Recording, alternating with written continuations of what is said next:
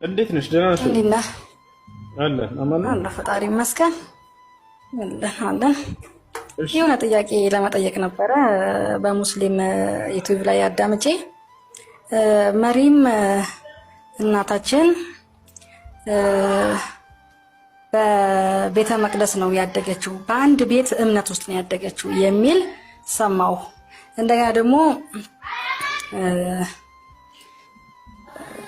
እንደናንተ ኡስታዝ አንድ ሲያስተምሩ እሳቸው ምን አሉ? በቤተ መቅደስ ነው ያደገችው አሉ። ያ ቤተ መቅደስ ማን የሚያምንበት የማንስ እምነት ነው? እሱም ማወቅ ስለምፈልግ ነው። ያደገችበት ቤተ እምነት ምን ይባላል? የማንስ እምነት ነው? እሺ በአማርኛ ቤተ መቅደስ ትባላችሁ፣ በይተል መቅደስ ይባላል።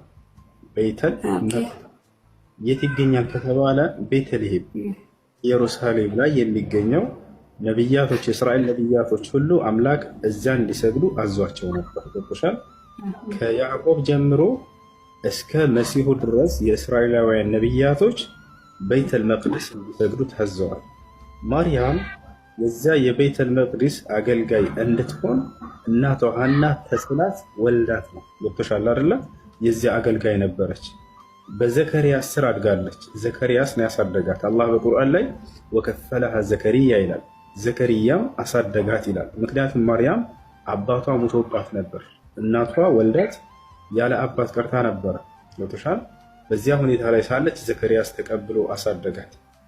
ማርያም በዛ ሁኔታ ስታደግ ጊዜ በነብይ እጅ ነው እና ያደገችው፣ በዘከርያስ እጅ የአምላክን ሕግና ስርዓት እንድትጠብቅ ራሷን እንድትጠብቅ ከወንድ እንዳትቀርብ አድርጎ ነው ያሳደጋት። ማንም ወንድ እንኳን መጥቶ ማርያምን የነካት የለም በህይወት ዘመኗ። ታውቃላችሁ? ሐታ መልአኩ ጅብሪል ወይም ገብርኤል መጥቶ ሲቀርባት ጊዜ በሰው አምሳል ሆኖ ነበር የመጣላትና ወዲያው ምንድነው ያለችው? ቃለት ኢኒ አዑዙ ቢረሕማን ሚንከ ኢን ኩንተ ተቅያ፣ ጌታህን አላህን የምትፈራ ከሆንክ እንዳትቀርበኝ እኔ በአምላኬ በአላህ እጠበቃለሁኝ ነው ያለችው። ተመልከቱ፣ ውበቷ አልማረካትም። መላእክቶች ወደ ሰው ሲመጡ በሰው ሲገለጡ በጣም ውብ ሆነው ነው የሚመጡት። በእርሷ ውስጥ ግን የመልአኩ ውበት ሳይሆን ያለው የአምላክ ፍራቻ ነው በውስጧ ላይ የነገሰው። የአላህ ፍራቻ በውስጧ ላይ ነግሷል። ይሄ ሰው ውበቱ ሲያምር አላለችም። ወዲያው ፈጣሪዋን ነው ያስታወሰችው። ተሻለ አይደል? እና መርየም በዚህ ሁኔታ ነው ያደገችው። ማንም ወንድ ነክቶኝ አያውቅም ብላ ተናገረች። እኔ የመጣሁት ከአምላክሽ ዘንድ ነው አላት መልአኩ ጅብሪል። ቃለ ኢነማ አነ ረሱሉ ረቢክ፣ እኔ ከጌታሽ ዘንድ የተላኩኝ መልእክተኛ ነኝ አላት። ሊአሀበ ለኪ ጉላመን ዘኪያ፣ ንጹህ የሆነ ልጅ እንድትወልጂ ተልኬ ነው እንድሰጥሽ ተልኬ ነው አለ። ተሻለ ንጹህ ልጅ ተብሎ መሲሁ ተጠርቷል። ንጹህ ልጅ ነው መሲሁ፣ በፍጹም ቆሻሻ ልጅ አይደለም። ማንኛውም ህፃን ልጅ በሚወለድ ጊዜ ከኃጢአት ንጹህ እንደሆነ ይገለጣል። መሲሁም ከነዚያ መካከል ነውና ከኃጢአት ንጹህ ነው። የአዳም ኃጢአት አለበት አይባልም። ህፃን ልጅ ምንም ባልሰራው ነገር አይጠየቅም በአዳም። ከዚያ በኋላ እኔ ወንድ ያልነካኝ ስሆን ብላ ገለጸች። ቃለት አና የኩኑ ሊ ጉላም፣ ለእኔ እንዴት ልጅ ሊኖረኝ ይችላል ብላ ገብርኤልን እዛው ጅብሪልን ጠየቀችው ማርያም። ወለም የምሰስኒ በሸሩ፣ ወንድ ያልነካኝ ስሆን አለች። ወለም አኩ በግያ፣ አመንዝሬም አላቅምም አለች። ታዲያ በምን መልኩ ነው ይሄ ሊወለድ የሚችለው ብላ ስትጠይቅ ጊዜ ቃለ ከዛሊከ ቃለ ረቡኪ ሁወ ዐለይሂ ሀይን፣ ጌታሽ አምላክሽ አላህ ይሄን ማድረግ ለእኔ በጣም ቀላል ነው ብሏል።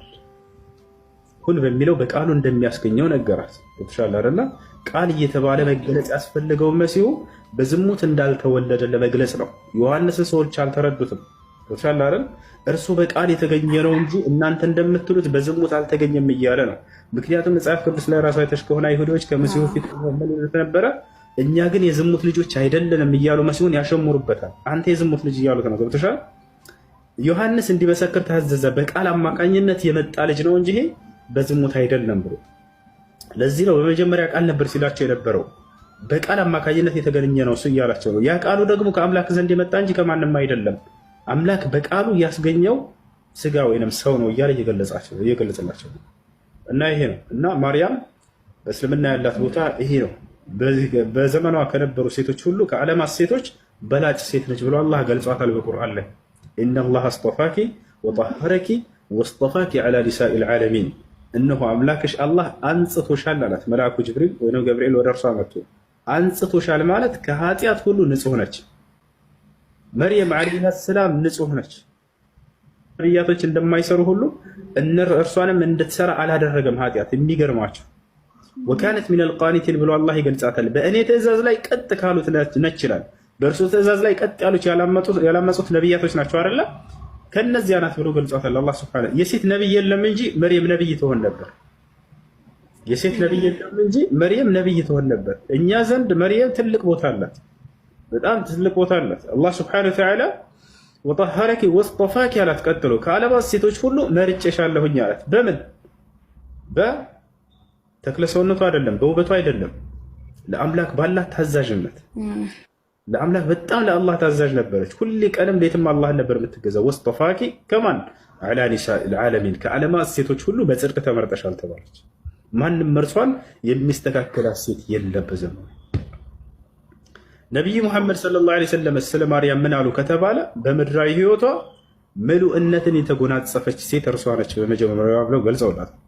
ሐዲስ ላይ ምን አሉ ነቢዩ ሙሐመድ ሰለላሁ ዐለይሂ ወሰለም አፍደል ኒሳእ ያኒ ከሙለ ሚነ ሪጃሊ ከሲር ወለም የክሙል ሚነ ኒሳኢ ኢላ አርበዓ ወሁም መርየም ወአስያ ወፋጢማ ወኸዲጃ አሉ።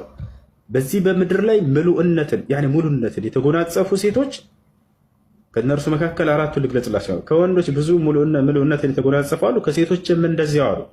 ከእነዚያም መካከል መርየም አንደኛ ነች፣ አሲያ፣ ፋጢማ፣ ኸዲጃ። እነዚህ አራቱ ምሉእነትን የተጎናጸፉ አሏቸው። በምድራዊ ህይወቷ ላይ በቃ ምሉእነትን ተጎናጽፋለች። በቀጣዩ ዓለም ስላላትም ህይወት ነቢዩ ሙሐመድ ሰለላሁ ዐለይሂ ወሰለም ተናገሩ። ስለ መርየም ምን አሉ? አፍደል ኒሳኢ አህሊል ጀነ አርበዓ ወሁም መርየም ወአሲያ ወፋጢማ ወኸዲጃ አሉ። የጀነት ታላላቅ በላጭ ቁንጮ የሚባሉ ሴቶች አራት ናቸው አሉ። አንደኛ መርየም፣ አሲያ፣ ፋጢማ፣ ኸዲጃ ሆነ። እነዚህን ተናግረዋል ነቢያችን ሰለላሁ ዐለይሂ ወሰለም። እና ይህች ነች መርየም ብሎ ማለት። መርየምን አላህ ሱብሓነሁ ወተዓላ የምእመናት ሴቶች አርአያ ነች ብሎ ገልጿታል። ይሄን ይመስላለሽ። አይደለም ነቢያችን ሰለላሁ ዐለይሂ ወሰለም ታመው ነው የሞቱት። እንደ ማንኛውም ሰው ናቸውና ይታመማሉ፣ ይበላሉ፣ ይጠጣሉ፣ ይታመማሉ። ነገር ላይ የሚያልፈው ሁሉ። እሺ በምድር ላይ ያሉ ስንት ሚስት ነበሯቸው? ነቢያችን ሰለላሁ ዐለይሂ ወሰለም ካነ ዐንደሁ 9 ኒስዋ አው 11 11 ሚስት ነበራቸው። ኦኬ እሺ አንድ ጥያቄ ልጠይቅህ። ጌታችን መድኃኒታችን ኢየሱስ ክርስቶስ ወደ ምድር ሲመጣ የእኛን ኃጢአት የእኛን በደል ሳይሆን እኛን ለማንጻት ነው ወደ ምድር የመጣው አይደለም? ጥያቄ ነው ምንድን ነው? እሺ እዚህ ጋር ኦርቶዶክሶችም ትኖራላችሁ። በስላሴ የሚያምን ኦርቶዶክሶች አሉ እዚህ ውስጥ እና በስጋ በመንፈስና በደም ይላል ስላሴ። አዳምጠኝ፣ እያዳመጣችሁኝ ነዋ? ይነሳው እዚህ ጋር ኦኬ። የኔ ጥያቄ ምንድን ነው? ኦኬ ነብያችሁ በምድር ላይ እያለ እኔ ነብይ ነኝ መልእክተኛ ነኝ ብሎ የመጣው ከስንት ዓመቱ በኋላ ነው? አለቀ ጥያቄ። ይሄ ነው ጥያቄ። ነብዩ ሰለላሁ ዐለይሂ ወሰለም በ40 ዓመታቸው ነው አይደለ? እስከዛ የት ነበሩ? መካ። ከ40 ዓመት በፊት ምንድን ነበሩ? የት ነበሩ? አላህን የሚገዙ የመካ ሰው ነበሩ። የመካ ሰው ነበሩ። እሺ ከዛ በኋላ ቁርአንን የጻፈው ማን ነው? የነብዩ ሰለላሁ ዐለይሂ ወሰለም ሰሃቦች ከአላህ ዘንድ በመንፈስ ቅዱስ አማካኝነት መጣ። ነብዩ ሰለላሁ ዐለይሂ ወሰለም ላይ ነብዩ ሰለላሁ ዐለይሂ ወሰለም ለሰሃቦች አዘዟቸው ጻፈ። እሺ ያጻፈው ነብያችሁ ነው። እሺ እናንተ እዚህ ጋር ስለ ነብዩ መሐመድ ማታምኑ ከሆነ ከነ አላህን አታውቁትም ማለት ነው።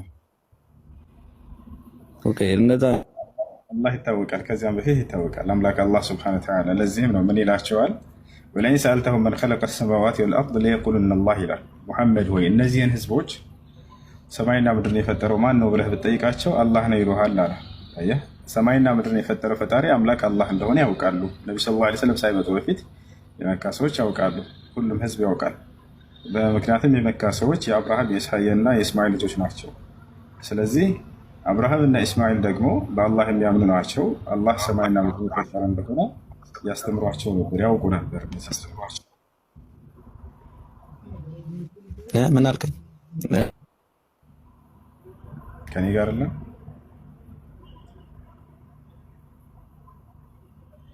ሄሎ ሄሎ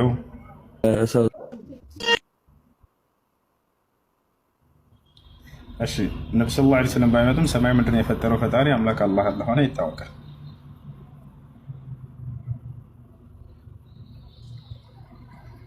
እና የመጨረሻ ጊዜ ጥያቄ ጠይቄ ነበር መሰለኝ። ምንድን ነው ያልከው? እዚህ ጋር ነብዩ መሐመድ ስለዛ እዛ ጋር ባይኖሩ ኖሮ ከና አላህን አታውቁትም ማለት ነው። ከእርሳቸውን በፊት ይታወቃል። ሰማይ ምድርን የፈጠረ መሆኑን ያውቃሉ። በምንድን ነው ያወቃችሁት? በነብያት በኩል። ከዛ በፊት እንደነበር በምንድን የምታውቁት? በዛው ቁርአን ነው አይደለም ወይስ ሌላ አለ ስለሱ ደግሞ የሚያብራራ? ኦኬ፣ በነብያት በኩል ነብያቶች በየጊዜው ያስተምሩ ነበር። አምላክ አላህ ሱብሓነሁ ወተዓላ ፈጣሪ እንደሆነ በየጊዜው ያስተምራል። እሱን ከምን ሊያወቀው? እሱን ከምን ሊያወቀው? ኦኬ፣ አምላክ አላህ ሱብሓነሁ ወተዓላ በነብያት ላይ ሲያወርድ እንደነበረው በመጨረሻው ዘመን ላይ ባወረደው ቃሉ ኖ ቆይ አንዴ ድምፁ እየሰማኝ አይደለም። ይኸውልህ እኔ ያልኩ እሱንም ይሄ አሁን ያልከኝን ነገር ያወቀው ከዛው ከሐዲስ ከቁርአናችሁ ላይ ነው አይደለም? እግዚአብሔር አምላክ እንደሆነ ከሙሴ በፊት ባለ መጽሐፍ እስኪ ግለጽ። ታውቃለህ? ምን አልከኝ? እግዚአብሔር አምላክ እንደሆነ በምንድን ነው ልታውቅ የቻለው? ላውቅ የቻልኩት በሙሴ ከሙሴ በፊት እግዚአብሔር አምላክ እንደሆነ ይታወቃል። ኦኬ፣ ጥያቄም በጥያቄ ማለት ነው። ከሙሴ በፊት እግዚአብሔር አምላክ እንደሆነ ይታወቃል። ይታወቃል። ማስረጃ ምንድን ነው? በምን አወቅ? ያስተምሩ ነበረ። ማስረጃ መጽሐፍ ስጠኝ እስኪ።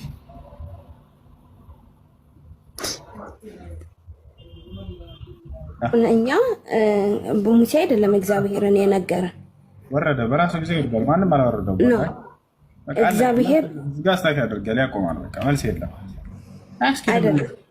አንተም መልስ የለህም ማለት ነው። ልጁ መልስ ከሌለው አንተም መልስ ስለሌለ ነው። እውነት እናውራ ከተባለ እግዚአብሔር አምላክ እንደሆነ ከሙሴ በፊት ባለ መጽሐፍ አስረጅኝ እስኪ ስጭኝ። ከሙሴ በፊት ከአብርሃምም በፊት ከምንም በፊት እግዚአብሔር ሰማይና ምድር ሲፈጥር እና ደግሞ አዳምና ሔዋን እግዚአብሔር በእጁ ሲያበጃቸው ሲሰራቸው ሲፈጥራቸው ወደዚህ ምድር እግዚአብሔር በመልኩ እኔ መኖሬ ምስክር ነኝ።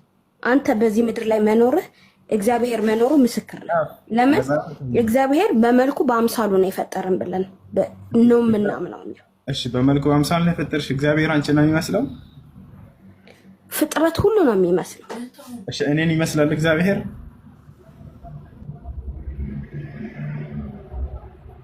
አዎ፣ አንተን ይመስላል። አንተ ማንን ነው የምትመስለው?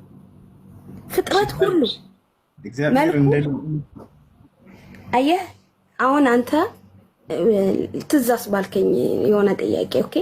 አሁን እግዚአብሔር አዳምን በእጁ ሲፈጥረው አሁን የእናንተ አደም የምትሉት እግዚአብሔር ፈጠረው አላህ ፈጠረው ነው የምትሉ አይደለም? ፈጠረው ብለህ ነው የምታምነው? አላህ ፈጠረው ብለህ ነው የምታምነው? አላህ አዳምን በጭቃ እንዳበጀው ታምናለህ? ሰው አላህ እጅ አለው ማለት ነው። በእጁ ከሰራው አዳምን አፍንጫውን፣ አይኑን፣ ሁሉ ነገራችንን ሲሰራ እግዚአብሔር በእጁ ነው የሰራው ማለት ነው። ሰው አላህ እጅ አለው ማለት ነው። እና አንተ እግዚአብሔርን ትመስላለህ አልሽኝ አይደለ? አላህ እኔን አይመስልም። ፍጥረት ሁሉ እግዚአብሔር ይመስላል። በጣም ጥሩ። ስለዚህ እግዚአብሔር ልክ እንደኔ ነው ማለት ነው። ፍጥረት ሁሉ ነው የሚመስለው እግዚአብሔር። መልኩ ነን እኛ፣ መልኩ ነን። እኔ አሁን የማን መልክ ይዘሻል ብትለኝ እኔ እግዚአብሔር ፍጡር ነኝ። መጀመሪያ አዳም ሔዋን ከመውጣቷ በፊት አጥንት ከመውጣቷ በፊትና ሔዋን ከመሰራቷ በፊት ሰው የሚል ማንነት ነው የነበረ። ሰው ነው። ከአዳም እንቅልፍ ከወሰደው በኋላ አጥንቱን ከወሰደ በኋላ ሔዋንን ካበጃት በኋላ ወንድና ሴት ሆነ እንጂ መጀመሪያ እግዚአብሔር ዘፍጥረት ላይ ስታነባው ሰው እንፍጠር አለ። ሰው ፈጠረ። እግዚአብሔር ሰውን ከሆነ የሚመስለው ወንድ ነው የሚመስለው ወይንስ ሴትን ነው የሚመስለው? ሁለቱ የተለያዩ ሰው ነው የሚመስለው። አሁን አንተ አዳም ነገርኩህ እኮ ይሄንን ጥያቄ እንደምታነሳ አውቄ ነው የመጀመሪያ የነገርኩህ። አዳም መጀመሪያ ሲፈጥረው ሔዋን ውስጡ ነበረች፣ አልወጣችም ነበረ። አጥንቱ አልተገነጠለም ነበረ። ሴት ሆና አልተሰራችም ነበረ። እሱ ማስረጃ እንደሆነ መጽሐፍ ቅዱስ ላይ ባነብ ጥሩ ነው፣ ላንተም ለኔም እንዳልስት ማለት ነው። ዘፍጥረት ላይ ሄደህ ስታይ እግዚአብሔር ሁሉ ነገር ከፈጠረ በኋላ ሰማይን ፈጠረ። ይሁን አለው፣ ሁን አለው፣ ሁን አለው፣ ሁን አለው። በቃሉ ነው የፈጠረው፣ በድምጽ ነው የመጣው። ኦኬ። አዳም ላይ ሲደርስ ግን እግዚአብሔር ለአዳም በእጁ ነው ያበጀው፣ በእጁ ነው የሰራው።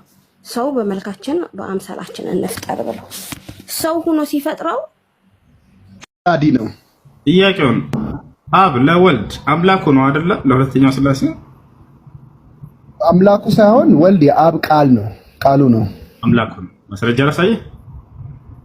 አሳይ። ዮሐንስ ወንጌል ምዕራፍ 20 ቁጥር 17 ላይ ኢየሱስ ክርስቶስ ወደ አምላኬ ወደ አምላካችሁ አድርጋለሁ ይላል። አምላክ የሚለው ኢየሱስ ማንን ነው? አብን ነው፣ የጌታ ሰው። ስለዚህ ኢየሱስ ክርስቶስ ወልድ አምላክ አለው ማለት ነው። በስጋ ሆኖ ነው፣ በስጋ ስለሆነ ነው እንጂ አንተ አልክ፣ አምላክ ስላደለ አይደለም። አንተ አልክ ኢየሱስ ክርስቶስ እኔ አምላኬ ስል በስጋዬ ነው አላለም በፍጹም። እንዲህ እያሉ ነው የቤተ ክርስቲያን ቄሶች የሸወዷቸው። ያምሬ ነው ወረበል ካባ ለዚህ ነው የሸወዷቸው። ይሄ በስጋው፣ ይሄ ባጥንቱ፣ ይሄ በነፍሱ፣ ይሄ በመለኮቱ እያሉ ብትንትን አደረጉላችሁ እናንተን ለማሳት።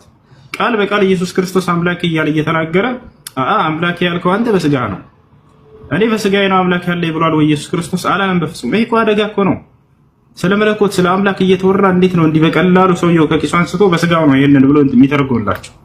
ለምን ትሰሟቸዋላችሁ? እስከ መቼ ድረስ አምላክ አለኝ እያለ ወደዚያ ወደ አምላኩ ይጸልያል አይደል? ይሄንን ታውቃለህ አይደል? እያለቀሰ ይጸልያል አይደል? ኢየሱስ ወደ አምላኩ መጽሐፍ ቅዱስ ላይ ክርስቶስ አምላክ ነው የሚል እኮ አለ።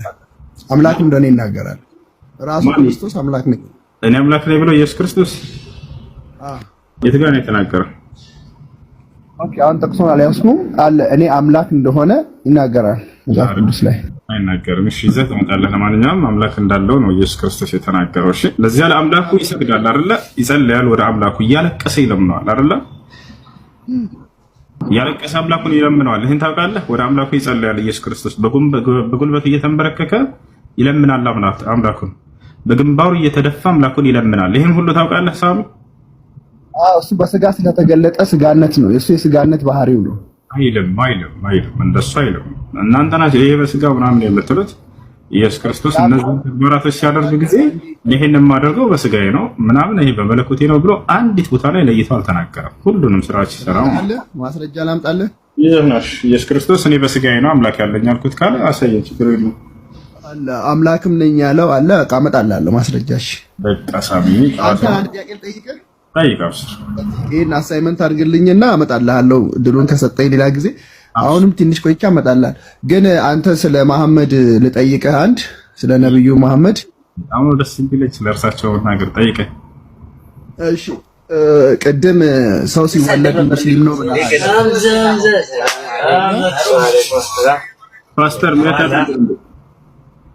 ፓስተር ጋዲሳ አንድ ቤት አድርገው ቀጥል ሳሚ። ሙስሊም ነው ብለሃል አይደል? ምናልባት እኔ ስወለድ ሙስሊም ልሆን እችላለሁ፣ ግን ሙስሊምና እምነት ከመምጣቱ በፊት የተወለዱ ሰዎችስ ምን ነበሩ? በጣም ጥሩ። ከአዳም ጀምሮ እስከ ዓለም ፍጻሜ ድረስ የሚፈጠሩ ሰዎች ከእናታቸው ሲፈጠሩ ጊዜ አምላክ አላህ ሱብሓነሁ ወተዓላ ሙስሊም አድርጎ ነው የሚፈጥራቸው። ከነብዩ ሰለላሁ ዐለይሂ ወሰለም በፊት የነበሩትም ራሱ ማለት ነው። ግን ከተወለዱ በኋላ እነዚህ ህፃናት ልጆች ሁሉም ሰው በያለበት እምነት ልጁን ያሳድገዋል። አየህ ነብዩ ሰለላሁ ዐለይሂ ወሰለም ሲናገሩ ይህን ሐዲስ ላይ ምን አሉ መሰለህ? ቃለ ነብዩ ሰለላሁ ዐለይሂ ወሰለም ማ ሚን መውሉድን ኢላ ወዩለዱ ዐለል ፊጥራ አይ ዐለል ኢስላም ፈአበዋሁ ዩሀውዳኒሂ አው ዩነስራኒሂ አው ዩመጅሳኒሂ። ነብዩ ሰለላሁ ዐለይሂ ወሰለም ምን አሉ? ማንም የሚወለድ ህፃን የለም ሙስሊም ተደርጎ የሚወለድ ቢሆን እንጂ አሉ። ነገር ግን ከዚያ በኋላ ወላጆቹ ወዳሉበት እምነት ያስጠምቁታል አሉ፣ ይቀይሩታል። ክርስቲያን ከሆኑ ወደ ክርስትና፣ አይሁድ ከሆኑ ወደ አይሁድነት፣ መጁሲ ወይንም የእሳት አምላኪዎች ከሆኑ ወደዚያው ወደ እምነታቸው ይቀይሯቸዋል ብለው ተናገሩ። ስለዚህ ሁሉም ሰው ሲወለድ ጊዜ ከነብዩ ሰለላሁ ዐለይሂ ወሰለም በፊት የነበረም ህዝብ ሁሉ ሙስሊም ተደርጎ ነው የሚወለድ። ኦኬ ይሄንን ያለው ነብያችሁ መሐመድ ነው አይደል? እንግዲህ ከመሐመድ በፊት ይሄንን የተናገረ ሰው ነበር? ይሄን የነገሯችሁ እርሳቸው ናቸው መሐመድ አይደል? ከእሳቸው በፊት ሃይማኖት አልነበረም አይደል? ሙስሊም አልነበረም። እርሳቸው ይሄንን ምን ማረጋገጫ አላችሁ? ይሄንን ለዚህ ለምሳሌ ለመሐመድ ጅብሪል ነው ነግሯቸው የጻፉት። ለጅብሪል ደግሞ እግዚአብሔር ነው ነግሯቸው የጻፉት። አላህ ነው ነግሯቸው የጻፉት ለጅብሪል ሶሪ ለአላህ ጅብሪል ደግሞ ለመሐመድ ነገሯቸው። መሐመድ ሲጽፉ ያየ ሰው አለ፣ ምስካሪ ያለ ምንድነው ማራ አሁን መሐመድ ከነገሯችሁ ውጪ ሌላ ምንድነው? መሐመድ ያን ነገር ከአላህ እንደመጣላቸው ምንድነው ማረጋገጫቸው? ማረጋገጫ ሰጣላችሁ።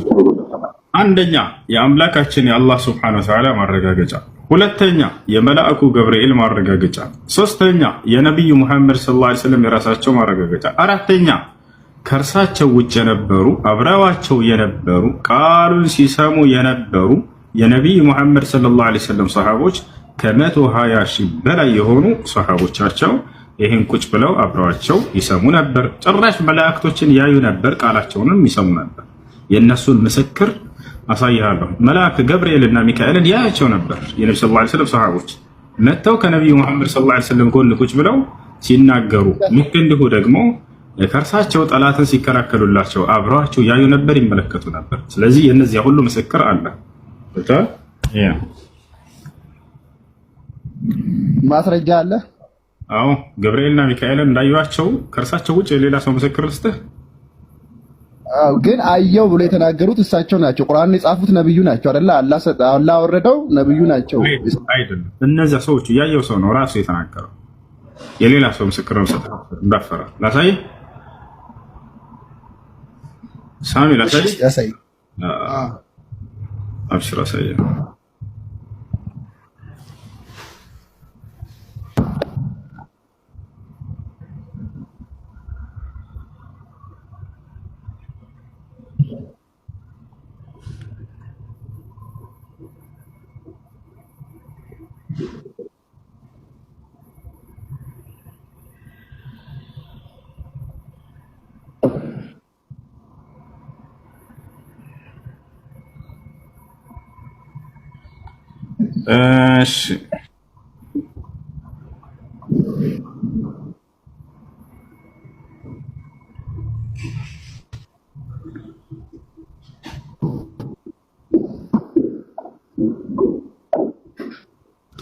እሺ ያውና እዚህ ጋር ላሳያችሁ ምን ይላል? ያየው ሰው ያውና ሰዕድ ብን አቢ ወቃስ ይባላል። ወደ አማርኛ ቀይርልሃለሁ።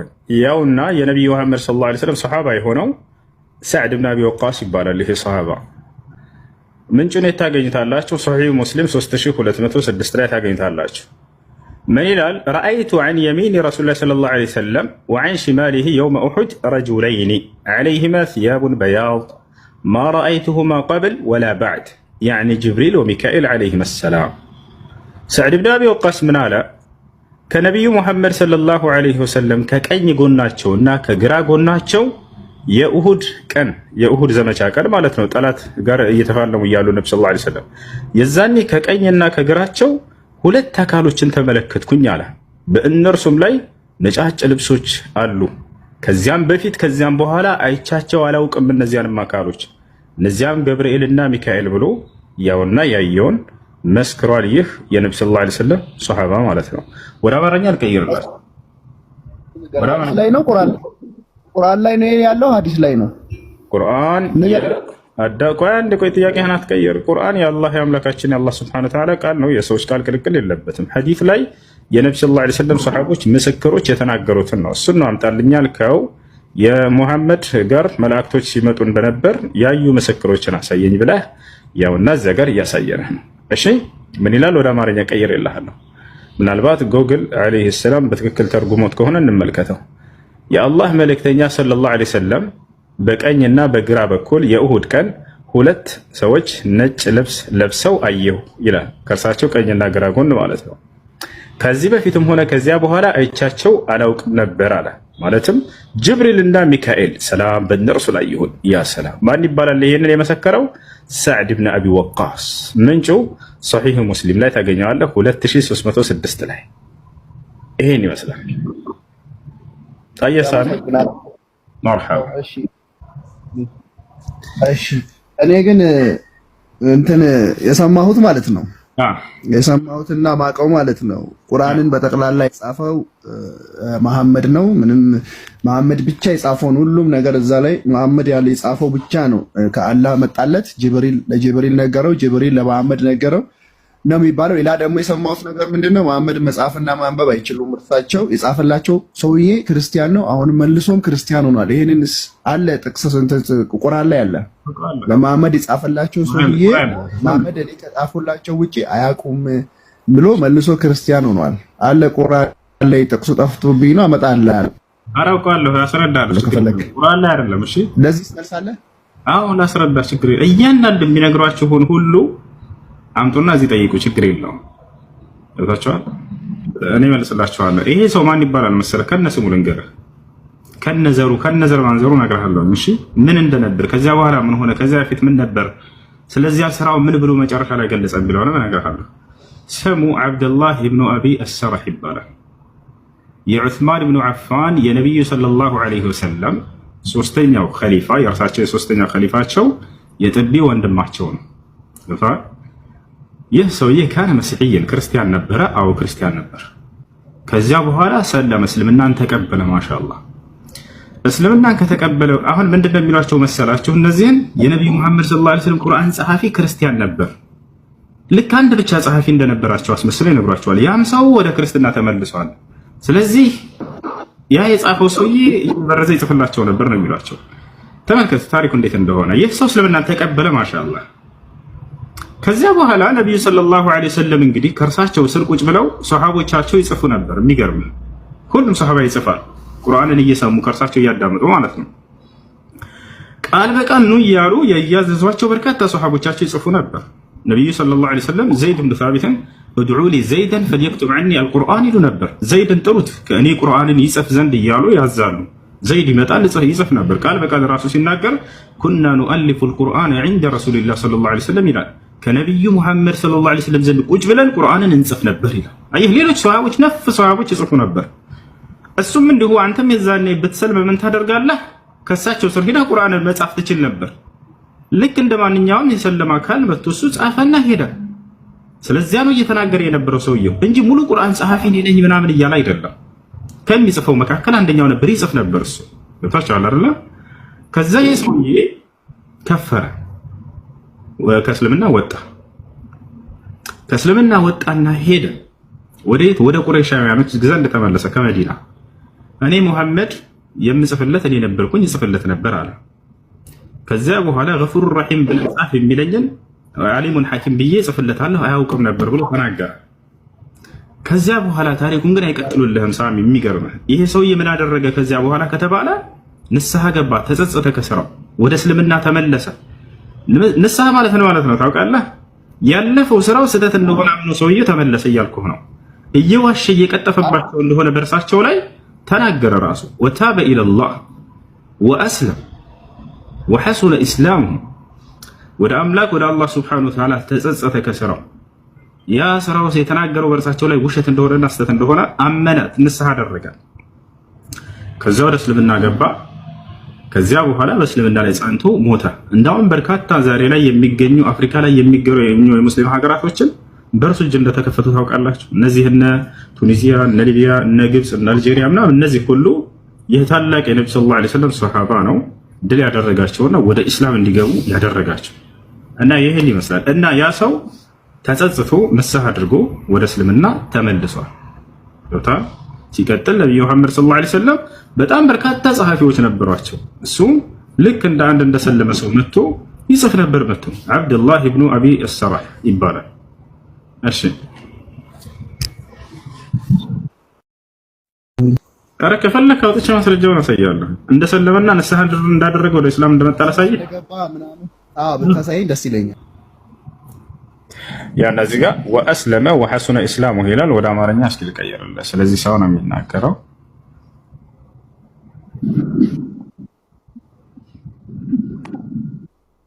ያው እነዚህ ጋር ይታያል። ስለዚህ ሰው ነው የመጀመሪያው እሱ አብዱላህ ኢብን ሰዕድ ኢብን አቢ አሰራህ ይባላል። አቡ ያህያ አልቁረሺ አልአሚሪ የዑስማን ኢብኑ አፋን ያሳዳጊ ወንድም ይላል። ያሳዳጊ ወንድም የጥቢ ወንድም ለማለት ነው። እና ይህን ሰውዬ መጨረሻ ላይ ሲገልጸው ምን ይላል ይታያል። እዚህ ጋር እስልምናን ተቀበለ ይላል። እስልምናን ተቀበለ እንደገና ተመለሰ ሰውየው። ወአስለመ ይላል በአረበኛው ላይ ወደ እስልምናን ዳግም እንደተቀበለና እንደተመለሰ ቀጥታ ተቀምጧል። ስለዚህ ሰውየው ከዚያ በኋላ ምን ያደረገ ከተባለ ቅድም እንዳልኩህ የአፍሪካ በርካታ ሀገራቶችን የከፈታቸው እድል ያደረጋቸው ወደ እስልምና እንዲመጡ ያደረጋቸው እሱ እንደሆነ እዚህ ጋርም ይናገራሉ ማለት ነው። ያና ዑስማን ረዲየላሁ ዐንሁ የግብፅ አስተዳዳሪ ያደረገው ከዚያ በኋላ ማለት ነው። ዑስማን የነብዩ ሰለላሁ ዐለይሂ ወሰለም ሶስተኛው ኸሊፋ ነው። የግብፅ አስተዳዳሪ አድርጎ ሾመው ይላል። እና የዳት አሰዋሪ ጦርነትንም መርቷል። አፍሪካንም በመውረር ብዙ ከተሞቿ እንድላደረገ በዓሊ ረዲየላሁ ዐንሁና በሙዓዊያ መካከል የነበረውን ሽኩቻ ራቀ ይላል። ከዛም ፍልስጤም ወደምትገኘው ወደ ረምላ ወጣ ይላል። ጎህ ሲቀድም አላህ ሆይ የእስራኤል መጨረሻ የንጋት ሶላት ይሁንልኝ አለ። ያውና ሰውየው መጨረሻ ላይ እየጸለየ ነው። የእስራኤል መጨረሻ የንጋት ሶላት ትሁንልኝ አለ። ያ ማለት እየሰገድኩኝ ውሰደኝ በዛው በሱብሒ ሶላት ላይ እያለ እየተናገረ ውዱ አደረገ። ከዚያም ሰገደ። በቀኙም ሰላምታ አሰላምተዋል ይላል። ከዚያም በግራው በኩል ሰላምታ ለመስጠት ሄደ። አላህም ነፍሱን ያዘ። ያውም በ59 ዓመቱ ነው ይላል። ስለዚህ መጨረሻ ላይ የሚገርምህ እየሰገደ ነው የሞተው ይሄ ሰው ሁላ ማለት ነው። ወደ እስልምና ተመልሶ ሶላቱን እየሰገደ እያለ አምላክ ያላህ ሆይ በዚህ በሱብሒ ሶላት ላይ ውሰደኝ አለ። ጸለየ። እየሰገደ እያለ አንደኛውን ጉና አሰላምቶ ወደ ቀኙ ከዚያ ልክ ወደ ግራው ሲያሰላምት በዛው ሞተ። በጣም እስልምናው አምሮለት የሞተ ሰው ነው። እንደውም ከዚያ በኋላ ገብቶሃል። ጥቅሱን ትነግረኛለህ? ለያዘው እሺ ሲር አዕላም አልኑበላ ይቅርታ፣ ሲር አዕላም አልኑበላ ለልኢማም አልዘሀቢ የኢማም አልዘሀቢ ሲር አዕላም አልኑበላ ሶስተኛው ሙጀለድ ቁጥር 34 ላይ ታገኘዋለህ። እሺ ሲር አዕላም አልኑበላ። አንድ የመጨረሻ ጥያቄ ልጠይቅህ እና ሌላ ጊዜ ጥሩ ነው የመለስክልኝ መልስ ትንሽ አሁን ቅር ያለኝ ከቁርአንና ከሐዲስ ውጪ ከሆነ መጽሐፍ ስለመለስክልኝ ነው። ግን ያው እኔ አላቅም ስለ እንትኑ ያው ሊኖር ይችላል እንዴ ከቁርአንና ከሐዲስ ጋር ተያይዞ አሁን በእኛም አለ ሰማይ ናም ይባል ቀጥልሽ መጽሐፎች አሉ ማብራሪያ አይሽ ቀጥልሽ እና እንትን ክርስቶስ አምላክ ነው ተብሎ እኮ ተጽፏል ቁርአናችሁ ላይ። ለዚህ ታስረዳ ማብራሪያ ስጠኛለህ? ክርስቶስ አምላክ አለኝ እያለ ነው ጌታ አለኝ እያለ እንጂ ቁርአን ላይ የተጻፈው አምላክ ነው ተብሎ አልተጻፈም። እሺ ላይ ዳይሬክት አይደለም የተጻፈው። ምን ይላል መሰለ ቁርአናችሁ ላይ ምን ይላል መሰለ ደጃልን ታውቀዋለህ አይደል? ደጃል ማለት እንትን ነው ጸረ አላህ ነው አይደል? ደጃል ማለት ሰው ያስነሳል ጸረ አላህ ነው አይደል? አይደል? ስለዚህ ቁርአን ላይ ምን ይላል? እዚህ ጋር አንድ ነገር እንዳው ልጨምርላችሁ ልጆች። እሺ እዚህ ጋር ልጨምርላችሁ ምን ይላል? አንድ ከይቅርታ ጋር ከቅድሙ ጋር የተያያዘ ስለሆነው ሌሎች ልጆችም እንደሰሙት ምን ይላል? ولم نقف على رواية صحيحة الإسناد أن عبد الله بن أبي السرح كان يحرف القرآن ትክክለኛ ሰነድ ያለው ሐዲስን በፍጹም አላገኘንም እስካሁን ድረስ። ያ ሰሃባ ቁርአንን ሲበርዝ እንደነበር ወይንም ነብዩ ሰለላሁ ዐለይሂ ወሰለም ያላዘዙትን ሲጽፍ እንደነበር የተባለው እንዳውም ዘገባው ትክክለኛ ይሆን አይደለም። ወኢንማ في قصته በታሪኩ ላይ ያለው ነገር ግን ምንድነው? አዘለሁ ሸይጣን ሰይጣን አጠመመው ወይንም ሰይጣን አንዳለጠው የሚል ቃል እንጂ የተገለጸው ቁርአንን ከነብዩ ሰለላሁ ዐለይሂ ወሰለም እየሰማሁኝ እንዲህ ጽፍ ነበር የሚለው ራሱ ደካማ የሆነ ዘገባ ነው እያለን ነው። ታሪኩን እዚህ ሷሂህ የሆነ ሐዲስ ላይ ልስጣችሁ። ያው ምን ይላል? አብዱላህ ኢብኑ አባስ ከማንም በላይ ሰው ያውቀዋል አይደል? አብዱላህ ኢብኑ አባስ ቡኻሪ ላይ ሙስሊም ላይ ማን አቡ ዳውድ ላይ ነሳኢ ላይ የተዘገበውን ሐዲስ ምን ይላል? ስለዚያ ሰው ሲናገር عن ابن عباس رضي الله عنه قال كان عبد الله بن سعد بن ابي سرح يكتب لرسول الله صلى الله عليه وسلم عبد الله بن ابي سرح لنبي محمد صلى الله عليه وسلم قرانا يصف نبر على او يصف نبر فازله الشيطان سيطان ግን አንዳለጠው ይላል። አያችሁ فلحق بالكفار ወደ ካህዲያኖችም ሄደ ተጠጋ አለቀ በቃ። እንዲህ እያለ ሲጽፍ ነበር ምናምን የሚለውን ነገር በፍጹም አልገለጸውም አብደላህ ኢብኑ አባስ። በቃ እንደ ማንኛውም ሰው አመነና ከዛ ከፈረ ነው ያለው። እሺ ቀጣይ ጥያቄ ምን ነበር? ቀጥል። ኦኬ ደጃል እንትን የጸረ አላህ ነው አይደል የሚባለው በቁርአኑ? ቀጥል፣ ጥያቄህን ጨርስ። እና ምን አየው መሰለህ ቁርአን ላይ የሆነ ሰው ሲያነብን ያየሁት ደጃል ሂ ኢዝ አንቲክራይስት ይላል። ደጃል አንቲክራይስት ነው። ደጃል ሐሰተኛ አምላክ ከሆነ ክርስቶስ ትክክለኛ አምላክ ነው ማለት ነው። አንቲ ማለት ተቃራኒ ነው አይደለ? ቁርአን ላይ አለ ደጃል ኢዝ አንቲክራይስት ይላል። እና ለዚህ ምንድነው ማብራሪያ ያለ? እስቲ ብታብራራልኝ ብዬ ነው። ቁርአን ላይ አንቲክራይስት ወይንም እንደዛ ሳይሆን የሚለው ሐሰተኛው ክርስቶስ ነው ማለት ነው። እሺ ደጃል መሲሁ ደጃል ሐሰተኛ አላህ ይሆንና ደጃል ሐሰተኛ አምላክ ነው ይላል። ደጃል ግራ አይኑ ነው ቀኝ አይኑ ጠፍቷል ምናምን ይልና ስለ ደጃል ብዙ ማብራሪያ ይሰጥና ከዛ ደጃል ሰው ያስነሳል። የሞተ ሰው በቃ አላህ ስልጣን ሰጥቶት ግን ሐሰተኛ አምላክ ሆነ። ደጃል ሐሰተኛ አምላክ ነው። ደጃል አንቲክራይስት ነው ይላል። ያ ማለት ደጃል ሐሰተኛ ከሆነ ክርስቶስ ትክክል። አንቲ ማለት ተቃራኒ አይደል? ደጃል ሐሰተኛ አምላክ ነው ብሎ ቁርአናችሁ ከገለጸ በኋላ ደጃል የክርስቶስ ተቃራኒ ነው ይላል፣ አንቲክራይስት። ስለዚህ ደጃል ሐሰተኛ ነው ማለት ክርስቶስ ትክክለኛ አምላክ ነው ማለት ነው። ምንም የሚያገናኘው ነገር የለም። የትኛው ጋር ነው እንደው ያለ ቢባል እንኳን ክርስቶስ ትክክለኛ መሲህ መሆኑን ነው የሚመሰክረው። መሲህ ማለት ክርስቶስ አለ ቁርአን ላይ አለ ነው። የለም። እሺ እንደሱ የሚል የለም። ለማንኛውም ልንገርህ፣ እሺ ያለውን ነገር አዳምጠኝ። ታዳምጣለህ? እሱ ስያሜው ምንድነው? ማን ተብሎ ይጠራል ከተባለ ያ አካል ያኒ መሲሁ ደጃል ተብሎ ይጠራል። ደጃል ማለት ውሸታም ሐሰተኛ ማለት ነው። ገብቶሃል? ሐሰተኛው መሲህ እያሉ ነብዩ ሰለላሁ ዐለይሂ ወሰለም ይጠሩታል።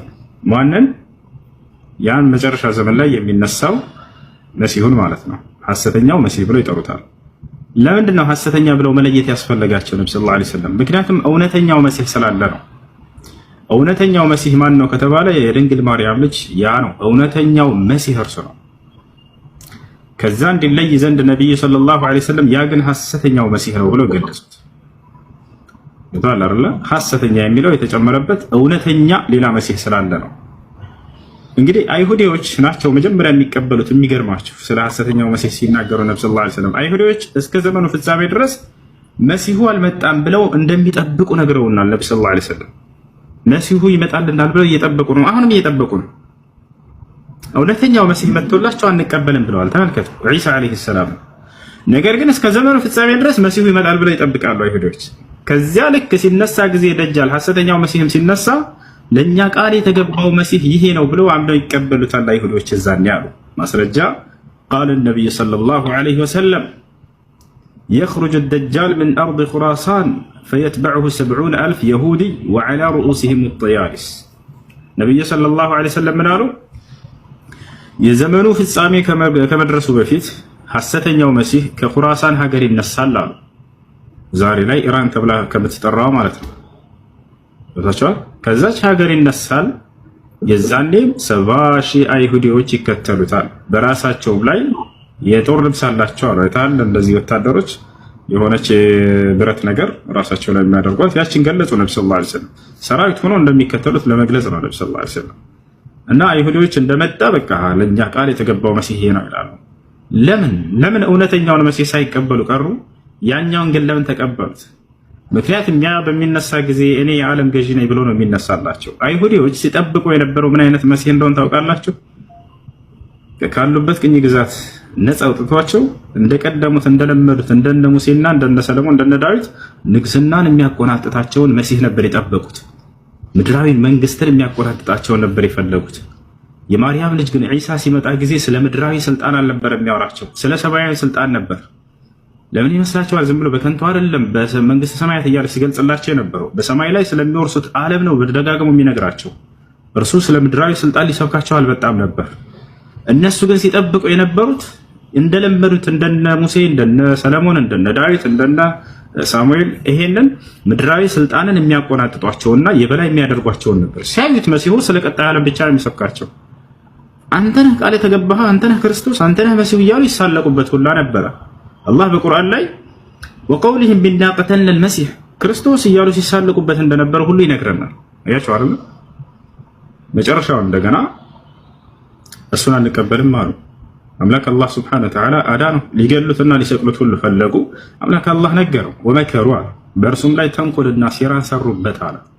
ወመከረ አላህ፣ እኔ ደግሞ ተንኮልና ሴራቸውን የማውቅ ነኝና ያንን ተንኮላቸውን አከሸፍኩባቸው እያለ ተናገረ። ወላሁ ኸይሩል ማኪሪን፣ እኔ የተንኮለኞችን ተንኮል የማውቅና የማከሽፍ የሆንኩኝ አምላክ ነኝና እያለ ተናገረ አላህ። ከዚያ ለዒሳ ነገረው። ኢዝ ቃለ አላሁ ያ ዒሳ፣ አንተ ዒሳ ሆይ አለው፣ ኢኒ ሙተወፊከ ወራፊዑከ፣ እኔ ወደ እኔ ልወስድህ ነው ወደ እኔም ላነሳህ ነው አለው። ወሙጠሂሩከ ሚነለዚነ ከፈሩ፣ ከነዚያ ከካዱትም ከይሁዳውያኖች ላድንህ ነው አለው። ላነጻህ ነው ላጠራህ ነው አለው። ስለዚህ መሲሁ ዒሳ ዓለይሂ ሰላምን አላህ አነሳው። የዘመኑ ፍጻሜ ከመድረሱ በፊትም ዳግም ወደ ምድር ያወርደዋል። ያ ሐሰተኛው መሲህ ልክ አይሁዶች የዘመኑ ፍጻሜ ሲቀበሉትና አብረው ከሱ ጋር ዓለምን ሲዞሩ የዛኔ እውነተኛው መሲህ ይወርዳል ከሰማይ። ነብዩ ሰለላሁ ዐለይሂ ወሰለም ተናገሩ። የዘመኑ ፍጻሜ ከመድረሱ በፊት የማርያም ልጅ ከሰማይ ይወርዳል። በሚወርድም ጊዜ በመላእክቶች ታጅበው ነው የሚወርደው አለ። በመላእክት አጅበውት ይወርዳሉ ዒሳ ዓለይሂ ሰላም። ከዚያ በኋላ ይወርዳል። ያንን ሐሰተኛውን መሲህ ይገለዋል። ሐሰተኛውን መሲህ ይገድለዋል። ገብታችኋል? ይሄን የሚያው ተወርድ ጊዜ በምስራቅ ደማስቆ ይወርዳል። ከዚያ በኋላ ወደ ኢየሩሳሌም ቀጥታ ይመጣል። ወደ ኢየሩሳሌም ይመጣል አሉ ነብዩ ሰለላሁ ዐለይሂ ወሰለም፣ ወደ ቤተል መቅደስ። ከዛ ቤተ መቅደስ ማለት ነው። እዛ ይመጣል። እናንተም ልትሰግዱ ስትሉ ይደርስባቸዋል አሉ ነብዩ ሰለላሁ ዐለይሂ ወሰለም። የዛኔ ልክ ኢቃም እንደተደረገ ምናምን ይደርሳል። ልክ በጊዜው ያለው መሪያችሁም ተቀደም ያ ዒሳ ወሰሊ ቢና ይለዋል። አንተ ዒሳ ሆይ ተቀድመህ ሂድና ስግደን ይለዋል። ኢነሃ ቂመት ለኩም ብሎ ይመልስላችኋል አሉ። እርሱ ለእናንተ ነው ኢቃም የተደረገው፣ ስለዚህ እናንተ አሰግዱ ይላችኋል። ከእናንተ አንዳቸውም ታሰግዳላችኋል። የሚገርማችሁ ይሄንን ትንቢት እየነገሩን እያሉ ስለ ወደፊቱ ስለ መሲሁ ስለመምጣት መልሰው ስለ ራሳቸው ጉዳይ እዛው አስገቡና ምን አሉ? መን አድረከ ሚንኩም ዒሳ ብነ መርየም ፈልየቅረእሁ ሚኒ ሰላም አሉ። አደራ የዛኔ ከእናንተ የማርያምን ልጅ መሲሁን የሚያገኝ የእኔን ሰላምታ ያድርስለት ብለው ተናገሩ። ወሃዛ የዱሉ ዐላ መሐበቲህ፣ ምን ያክል እንደሚወዱት ያሳያል። ይመጣል በመካከላችሁ መሲሁ ብለው ትንቢትም ሲነግሩን ጊዜ አደራ የእኛ ነቢይ ሰላም ብለውሃል ብላችሁ የዛኔ ማድረሱለት ከእኔ ብለው ተናግረዋል።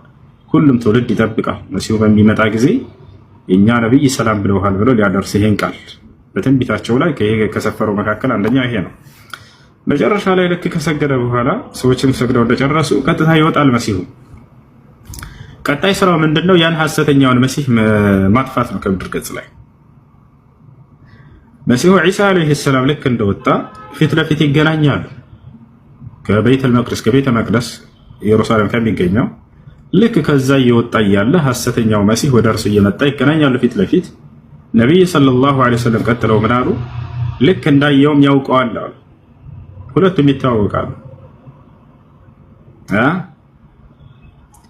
ፈየህሩብ ለማምለጥ ይሞክራል ሐሰተኛው መሲህ አሉ። ፈየትበዑ ዒሳም ይከተለዋል አሉ። ወየቁሉ ለሁ ላ ተህሩብ ሚኒ ኢነ ሊ ደርበተን ዐለይክ፣ ከእኔ አትሽሽ፣ ከእኔ አታምልጥ፣ እኔ በአንተ ላይ አንዲት ምት አለችኝ የተወሰነችልኝ፣ ከዛች ልታመልጥ አትችልም ይለዋል። ከዛም ይከተለዋል። ፈየድሪቡሁ አሉ ነብዩ ሰለላሁ ዐለይሂ ወሰለም፣ አንዲት ምት ይመታዋል፣ ይገለዋል።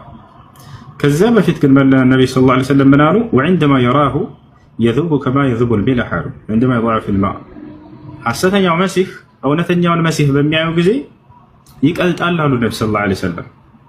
ልክ ጨው ውሃ ውስጥ ሲገባ እንደሚቀልጠው አሉ። ተመልከቱ። ለምን? መሲሁ ከሰማይ በሚወርድ ጊዜ ሌላ አዲስ ተአምራቶችን ይዞ ይመጣል፣ ከአላህ ይሰጠዋል። ምንድን ከተባለ ጠላትን በአይኑ በማየት ብቻ የማቅለጥን ተአምር ይሰጣል። ይሄ የሚደንቅ ነው ወላሂ። ማንም ጠላት እርሱን ቀርቦ ጫፉን እንዳይነካው አላህ ሱብሓነሁ ወተዓላ ምን አድርጎለት ነው የሚልከው?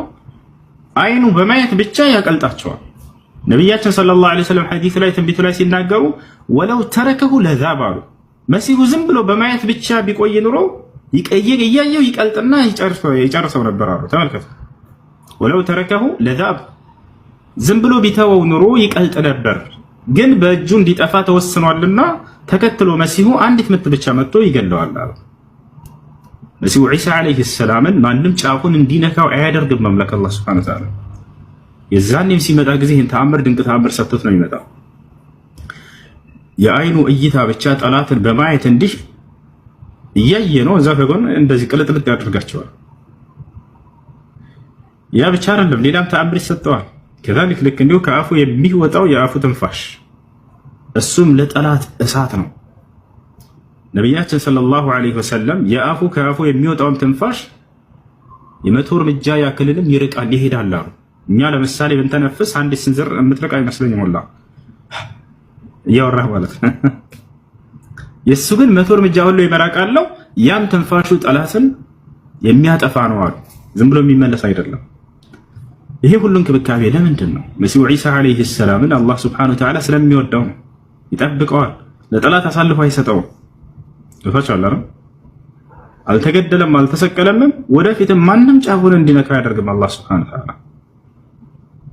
ይህ ነው። እሺ ጥያቄ አለ ቀጥታ አሎ ኦኬ፣ ሰላም ላንተ ይሁን። እሱ ሰላም ጸጋና ሰላም ይብዛልህ ፓስተር።